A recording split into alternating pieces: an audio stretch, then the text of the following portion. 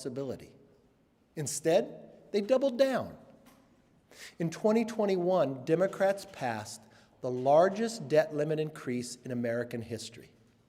Then they maxed our nation's credit cards again just 13 months later.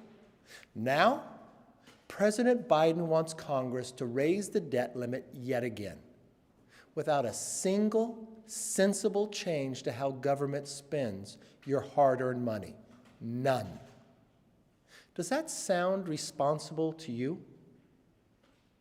Now, if you had teenagers and they spent past the limit on a credit card, yes, you pay for it.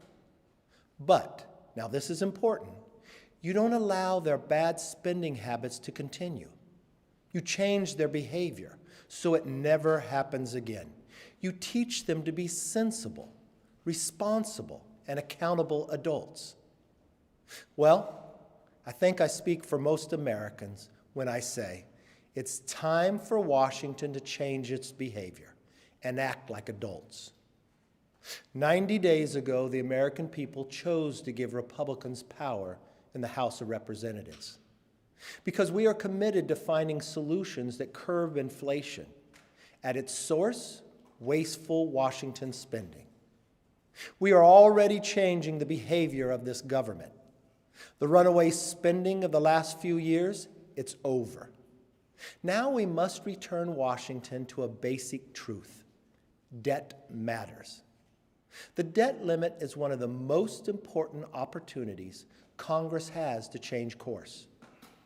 How will we respond to determine what happens to our children and to their children in coming years and decades?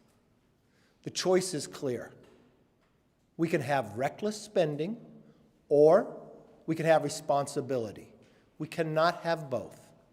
We can leave our children a future with higher inflation, higher interest rates, and crushing debt, or we can leave them free to pursue happiness as God intended. What Americans want and what Republicans are fighting for is a responsible debt limit increase that puts us on a path towards a healthier economy. We will curb wasteful Washington spending to reduce inflation and return our government to fiscal sanity.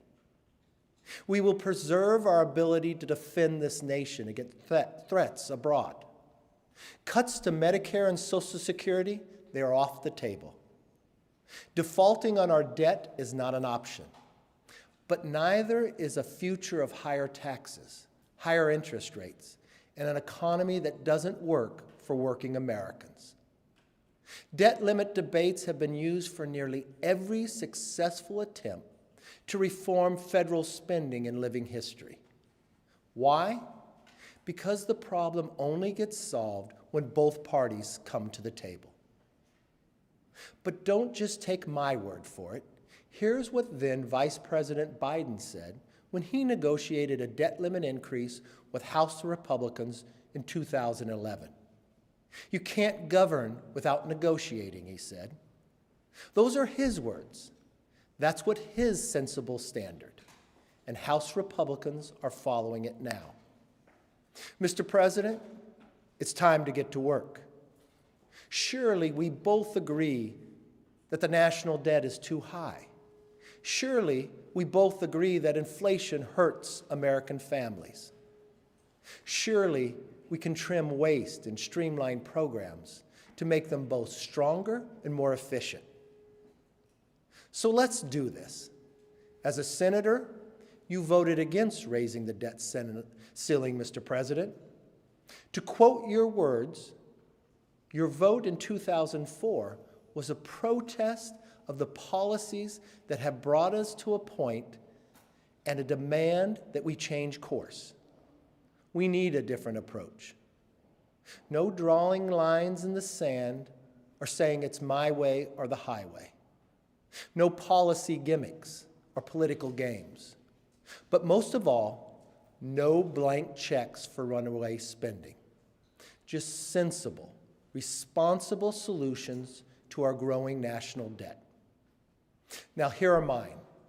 First, we will continue to sit down and negotiate, just as President Biden did in the past. Second, we must commit to finding common ground on a responsible debt limit increase. Finding compromise is exactly how governing in America is supposed to work, and exactly what the American people voted for just 3 months ago. Third, we must move towards a balanced budget and insist on genuine accountability for every dollar we spend. Future generations deserve nothing less.